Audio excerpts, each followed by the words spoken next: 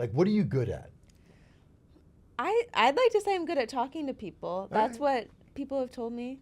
Maybe that's not true, but I think I do a good job of connecting with people in some way. I like to have conversations with people.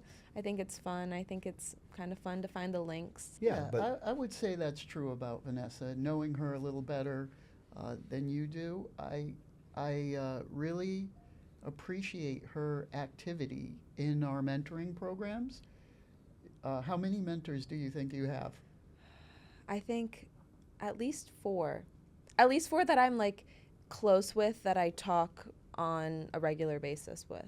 Yeah, see, that's uncommon. You know, part of this whole journey will also be about you can have all of these resources and programs at your fingertips, but are you taking advantage of it Mhm. so that you are career ready, so that you are developing your passions, so that you are exploring opportunities? Because I've heard many times, and correct me if I'm wrong, that students just don't utilize it. And then they leave school and they're sort of lost. And they're not getting those job opportunities or not understanding why they're not getting interviews and Right. things like that.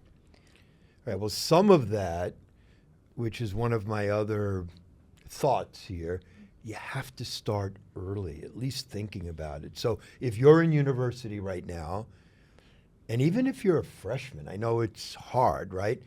But I know freshmen that are starting to get focused. I don't know when you thought, a little bit more, but if you don't start early, and another thing, Jerry, we touched on it, is the power of networking. Mm-hmm. And even post-COVID time, students I find are sometimes reluctant to reach out to people. Maybe they don't know them. I feel a little awkward about that. This podcast is going to go into depth on how do you get over that, right? There are so many things that help you get career ready, but you have to get started early. You have to give it some thought. And quite frankly, you have to get out of your comfort zone sometimes. Would you reach out to a random person if you were told they might help you open up a door for a job? So it's actually funny because you covered almost a lot of the Oh, I'm sorry. or a lot of the questions that I have from students. But Yeah. to answer your question, one of my mentors it was on Ram Connect, our People Grove Yeah. platform, and I just messaged and I was like, "Hi, like I'm Vanessa. I'm a senior, and I would love to chat or learn about your experience Sure. because as much as I know that I want to go into television and film, I don't know necessarily where I want to go because there's so many like small roles you wouldn't even think of. And I I'm obviously it's a little awkward, but I think one thing that I think of to kind of get myself out of that headspace of like, oh, it's weird to just message a stranger is Sure.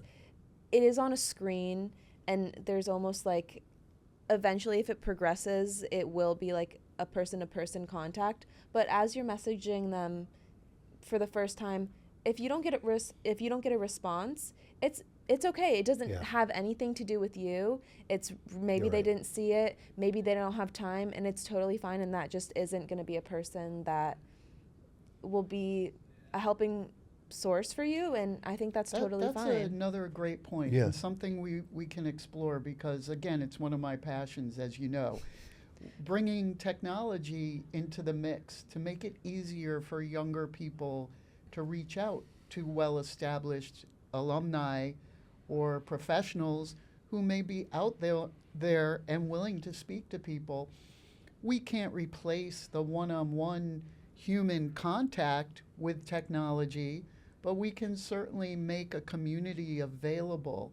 And that's what Vanessa and I work on at Fordham on our Ram Connect platform. People Grove gives us the tools to utilize all of these great relationship building and community programs, and we've taken it to another level so that Vanessa knows that once her profile is approved, It's a secure environment. Anybody who's on there is open to being contacted, and she can get a little background on them before she reaches out. We'll go into that, but technology is a big part of this. So you guys have mentioned Ram Connect. Is that the platform that People Grove is the Software the company. software, and so mentoring is supported, right? Right. Or enabled by technology, to your point, right? Correct. And you have to have a platform, and it does make it easy. Absolutely. One of the things that I talk to clients about a lot is, first of all, you need to be respectfully annoying is one of my favorite tips about networking, right? And Right. I've talked to you about this. To your point, first of all, maybe 10 or 15% of random outreach, maybe, right? If it's an alum from Fordham or Miami, I think you have a better chance. But if you're a student out there and you're reluctant, right? Who cares, right? It only takes one. And who is it, right? Friends, family, friends of family and friends, alum, random people. You use LinkedIn to identify. But I've even said to students, you might have an A-lister networking connection. They know you. They know they're going to go out. They're going to go out of their way to help you. Maybe it's a family member or a girlfriend's dad or mom, right? That's an A-lister because they know you, right? You can have a B-lister who maybe you've worked with them or somebody says, they'll help you. Who knows, right? And then you have the random outreach. But they're all good because it only takes one. So, yes, we'll go in deeper, I guess, in a future podcast about all the aspects of networking is gold, right? And that's the key. All right, back to your question. Should we start the questions? Yes. Yeah, we can Okay, do it. So so these are questions from Who? actual students. from actual students, Okay. all seniors who are going to be entering the workforce soon. And obviously, in future podcasts, we can do all students, or really anyone. Right. But I reached out to some of my peers and asked. So the first one is, what is the rule of thumb for cold calling / cold emailing? And kind of what would you recommend? How would you do it respectfully, maybe? Is it weird? Is it awkward? I know we kind of touched on that, but. Yeah, in the context of whoever the cold call might be, maybe. might be able to help Yeah. and open up a door or a job. Exactly, yeah. Yeah, what do you think? So I like to establish something that you have in common. So always open up with, hi, we both went to Fordham University. Hello, we both went to University of Miami. We both went to Rutgers, whatever that might be. We both had an internship at Citicorp. Whatever that common connection may be. And never ask for a job or something of value right away other than a little bit of time to ask a question. And always have that question up front, prepared, and make sure it's not esoteric. It's a real question. It's a good question. I'm applying for a job at your company. Would you be willing to speak with me about the culture? Right? I'm not saying, can you help me get this job? I'm saying I'm already applying. It's open. It's there. What you're doing in a case like that is you're even flipping the script, because maybe they get a bonus if they recommend you and you get hired. You don't know that, but if you put that out there, you may be providing them value right away. There might be value for them responding to you at that moment that they read your email. So always be prepared to put that out there, offer it. Always start with the commonality, and then how can I add value to your situation before I ask you for value in mine. Okay. And there's a way, it's great points, I think, Jerry. I agree with everything you've said. And if you're going to do that, do some research up front about who you're reaching out to, which will enhance the likelihood that they may respond. I often like to say, even if you're being interviewed by somebody, go to LinkedIn and stalk that interviewer, so to speak. Know what they're all about. Have a point of view. Be relevant to them and be authentic, I think, Jerry, as you were saying, right? But sometimes, and you know what, you said it, you might only get a 10 or 15% response rate when you're reaching out to a random person or a cold calling email, but it's part of the process and you need to feel okay. And if you don't get a response, I think as you said a few minutes ago, who cares, right? It only takes one. Jerry, you and I talk often about, you know, if somebody reaches out to us from the University of Miami, right, we're going to probably double or triple our likelihood of responding, right? I can't see a reason not to respond. Right. We're trying to be helpful, right? Right. An alum will do that, I'm sure, at Fordham and many, many other schools as well. So I guess the short answer is use good judgment, do it. It's okay. I would call that a C-lister. It's a random outreach, but you don't need, that person might be the one that opens up the door to get your career started. Does that make sense? Yeah, and kind of going off of that, this is kind of a new question, but how often would you recommend, like how many times is too many to reach out to someone?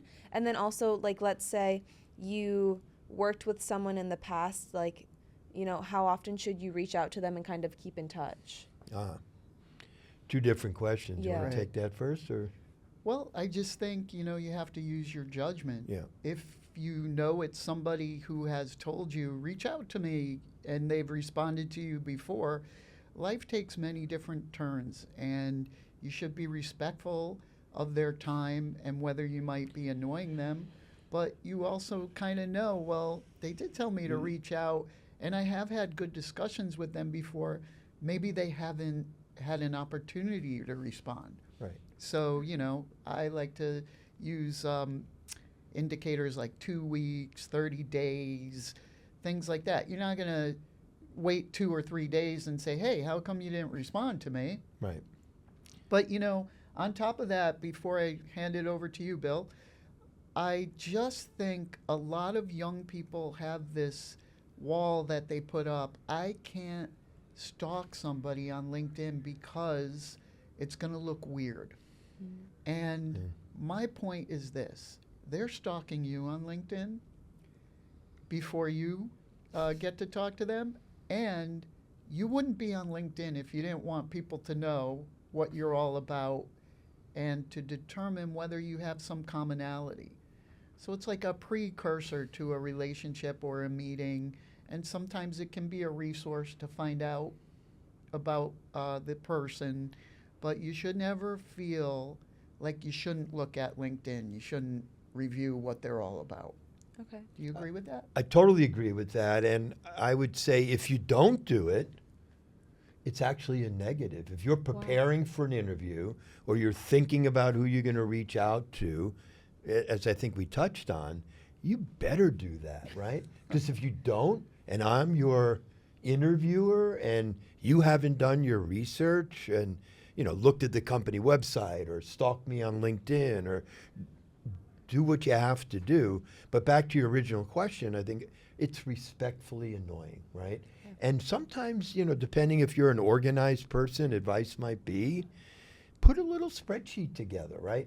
I reached out to Jerry 10 days ago, and I'm going to, if I haven't heard from Jerry, because Jerry's busy. Jerry's always busy, right? Always running around. Maybe it's going to be 10 days later, I'll ping him again just to see if there's an opportunity that he might respond this time. And that's okay. Right? But I think it's judgment. We also know each other well enough so he knows if I don't respond, hit me up on a Saturday morning or a Sunday night because he knows I'm out there. I'm not looking at my phone all the time. Yeah. I may have missed something. And it's not a problem with me because I'll see the ping and say, oh, I can't believe I missed a message from Bill. Yeah. Jerry doesn't answer his phone all the time, and sometimes it doesn't go through. Right. But he's a good texter. You got to be a good texter, Yeah. too, especially in your generation. Yeah. No, that's another thing. I'm going to kind of go back to the LinkedIn Yeah. and like my generation, because I know that like Gen Z, there's been some things of like, we struggle in the workplace because we don't kind of understand professionalism, or like, we maybe prioritize things that aren't the best for in business. So that's one great thing about this podcast, is it's like kind of you're able to rethink kind of how you present yourself in a workspace. But going back to LinkedIn and like stalking, I think most of like me and my friends, we all are LinkedIn. We have like it on private viewing or whatever. So like you can't see who looks at your profile, but also other people can't see when you stalk them. Yes. But your conversation made me kind of think like maybe you should. So like if you have an interview and it shows like, oh, who looked at your profile, and the interviewer says that you looked at them, that's probably a good thing to like, it shows your interest, and it shows that you're taking the time to go out of your way and kind of learn more about them. So you kind of shifted my whole view on how I should How act. would you feel if you went on a big interview and then the next day the person who interviewed you looked at your LinkedIn profile and you knew it? I mean, I'd be flattered. I'd be like, wait, I made an impression. That's so, Right. that's exciting. So why wouldn't you do that? Yeah. Why take that out of the equation? I'm going to go home and change There my you go, LinkedIn, right? my Get out LinkedIn there. settings. Yeah, I'll tell you another reason to do that, and that's preparing, and which we'll get to, a big topic in the future, for the interview, right? If you know that I'm your interviewer and you don't go on my LinkedIn and find out something, what I often say, when I always ask you at the end of the interview, what questions, Vanessa, do you have for me? That's a typical, somewhere in the 30-minute interview that's going to come up, right? My advice has always been, you better have one that's personal to Bill or Jerry or your interviewer, and one that maybe is more strategic, right? But how would you know that if you haven't taken the time to stalk them on LinkedIn, right? For example, for me, right? A good one might be, hey, Bill, why'd you decide to spend 40 years at one institution, city, right? And it gives me an opportunity to say, blah, blah, blah, right? What it was, respect, appreciation, whatever, right? But people love to know that you know something about them, and it's a great interviewee technique to be effective. And if you don't do it, they're going to say, why didn't you do it? And people like to talk about themselves. Of course. So I'm not kidding. You'll feel good as an interviewer when you get to tell your story a little bit. Yeah. And leave the interview thinking, I like that person. No, when I was doing interviews for our mentoring program, I would make a note if people didn't ask me a question, whether it was about me or my experience or about the program itself, because I was like, oh, like maybe you don't care, or you're not super. So after doing however many interviews I did, I don't know how many in like a span of 2 weeks, that was one thing that I was like, next time you go into an interview, make sure you have at least one question, because if you're just like, no, I don't have anything for you. No, that's not the Then right it's, answer. then it's like, oh, so you don't really care. Whether you care or not, that's just what kind of that action implies, I feel like. We're teasing, obviously, future topics here for this podcast, right? And all of these things are relevant. It goes back to what is career readiness, right? Your introductory question. All of these things are career readiness, right? As students or your BFFs or whatever, right? Do you talk about this kind of stuff with your friends? Like, hey, I just had an interview and did that, or, this one never got back to me, or that interview was horrible and I felt, how much of that, just curious. You're all in the same mode right now, job seeking, right? I mean, I think, especially because we all are kind of in that whole limbo of like looking for jobs, we do talk about it a little bit more. I don't think it's as specific as this interview was like great because, I did this. But I think if you had a good experience, or like you're waiting to hear back from our company, like I know one of my best friends is waiting to hear back about an internship for the summer. So we do talk about that because we're all in a similar field and we all kind of want to know what's going on and how we're doing in it. So I'd say we do talk about it a good amount.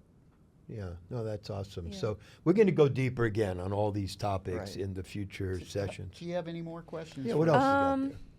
I guess we've talked about networking a lot, and one of the questions was, how do you learn how to network? And I guess you can't, I feel like, at least, I guess I'll go on and answer it first. I think it's You're something not allowed to answer your you own just, questions. I know, well, technically it's not mine, Oh, you know? okay. So I guess I would personally say it's something you kind of learn. You just have to practice. But I guess kind of changing, what are your like top tips for networking?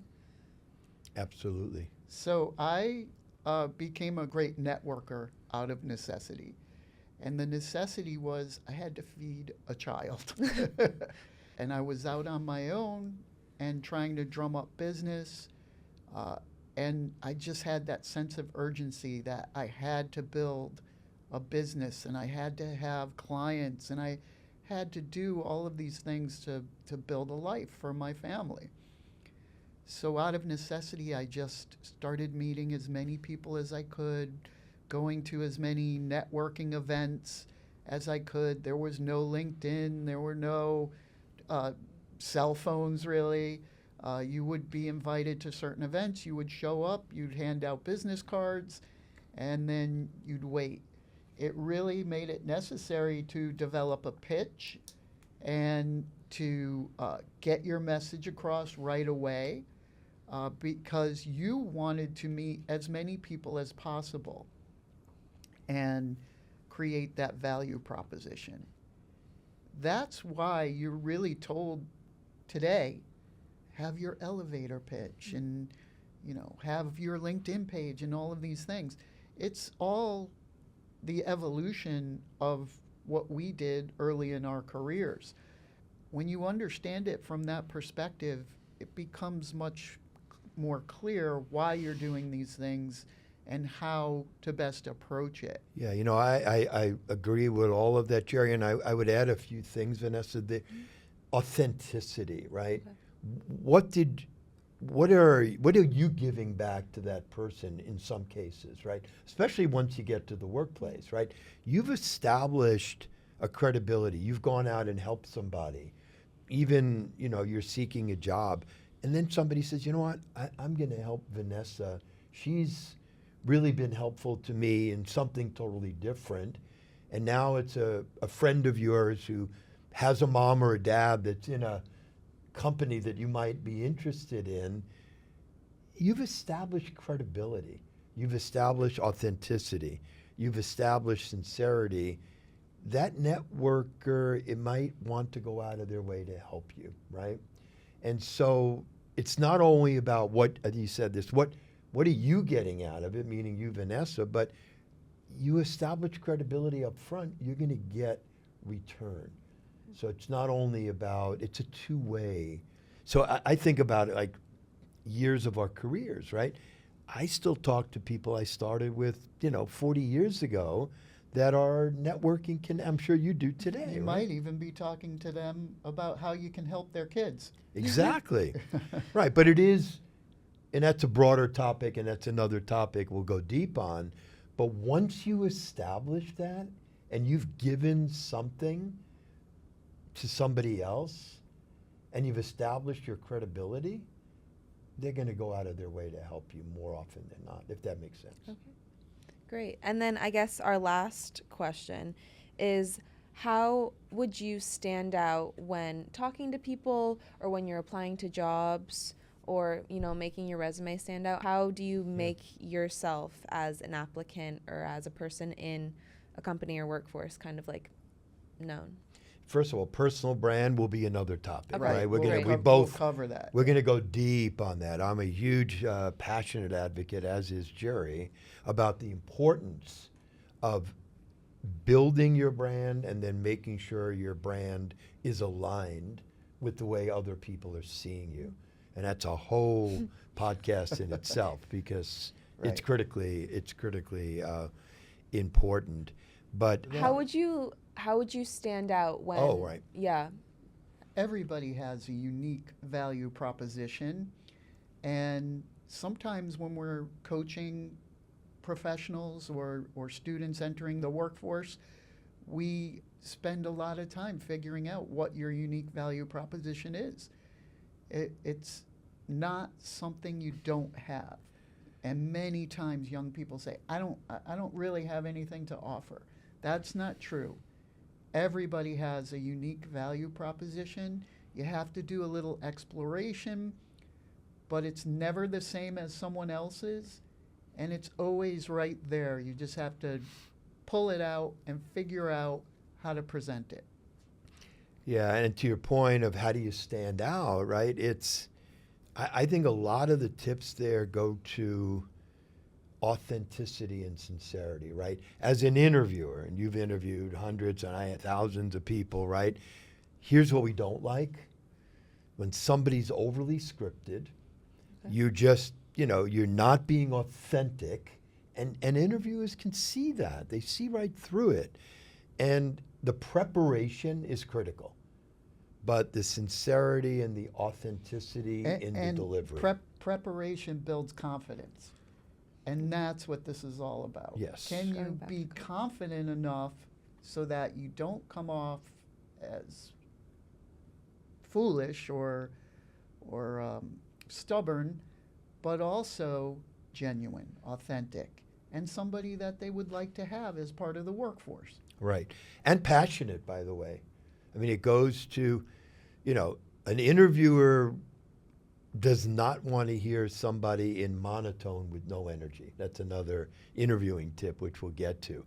They start rolling their eyes or overly scripted, right? But if you show energy in your communications and your passion, you've done your research, you've prepared, you're authentic and sincere. I mean, we can go deep on all these topics, we will in the future. That's what gives you that edge. And if you've spent all this time, let's say, getting to the interview, which isn't easy, you got to crush it. And you got to prepare for it.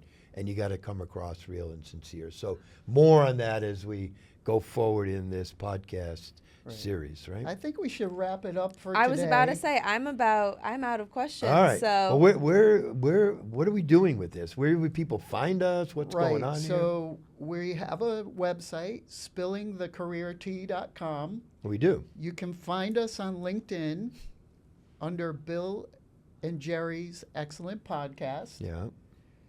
And nobody knows what that means, by the way. We're dating ourselves. Well, it was a movie, right? Bill and Ted's Excellent Adventure. Right, but she doesn't know that. Yeah, but that's okay. All right. It's, part of life. Right? Okay. Part of our experience. Right. Spilling the career tea is is for good. our generation. All right. Yeah. I had no idea what that meant until he explained it, but Vanessa may have actually come up with that name. is that Maybe. right? I don't know. All right. Maybe we were brainstorming. All right. So where are we going? What are people going to see and when? I encourage people to go to these outlets. We'll have Instagram. We'll have TikTok. Yeah. And LinkedIn. We'll have a website. Join us periodically. Ask us your questions.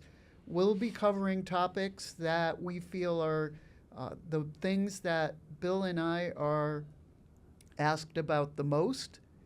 And we'll try and bring in guests that can help you find jobs through their experiences, but also maybe can provide some tips so that you can feel like you're not out there alone. You can make that career pivot. You can get that first job. You can do the things you need to do while building confidence. I think you said it all. And that's where we're going, right? And I think you did an excellent job setting us up today for the future, and love the questions from students and yourself that are going through the journey. I'm excited. Thank you for doing this Thank you for for us having and me. with us. And hire Vanessa. Yeah. Go.